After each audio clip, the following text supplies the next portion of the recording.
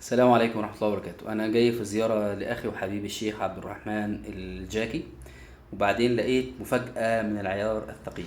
أخ شهيد من جنوب أفريقيا جاي مخصوص مصر علشان يحفظ القرآن وبعدين يرجع مرة تانية، فاحنا عايزين نعرف أو نسمع منه رسالة لحضراتكم. اتفضل. Can say in English, no problem. Okay, Bismillahirrahmanirrahim. I'm Shahid. I'm from South Africa. I'm here in Egypt for a little while. I'm here to study, inshallah, to do some Qur'an and try and learn a little bit of Arabic language, inshallah. من جنوب افريقيا ويتعلم القراءة وشوية لغة عربية. ما شاء الله. طيب يقول ايه بقى للناس اللي هي عايشة هنا في مصر وجنبهم المساجد والتحفيظ وما بيحفظوش قرآن؟ Message to the people here in Egypt and the Arabs here. Especially for the lazy people. You have the line of Arabic and all the shuyukh are in your midst.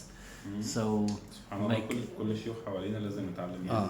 Make use of the opportunities you have to learn and so you can spread the deen inshallah. ما شاء الله. لازم نتعلم وننشر الدين. ما شاء الله.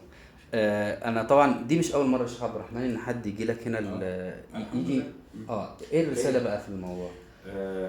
جالي حد قبل كده من بريطانيا، حد من نيجيريا، حد من امريكا. الرساله اللي عايز اقولها، احنا ربنا سبحانه وتعالى كرمنا ان احنا عرب، كرمنا ان احنا مسلمين، كرمنا ان احنا بلسان عربي مبين بلغه اهل الجنه نتكلم، ولكن احنا فينا كسل شديد جدا. يعني تكالبت علينا الدنيا والشيطان والنفس والهوى واستسلمنا لذلك. وبحزن جدا لما حد مصري يجي يقول لي انا نفسي احفظ بس مكسل. طب مكسل لحد امتى؟ ولا عشان الاسلام جالك سهل؟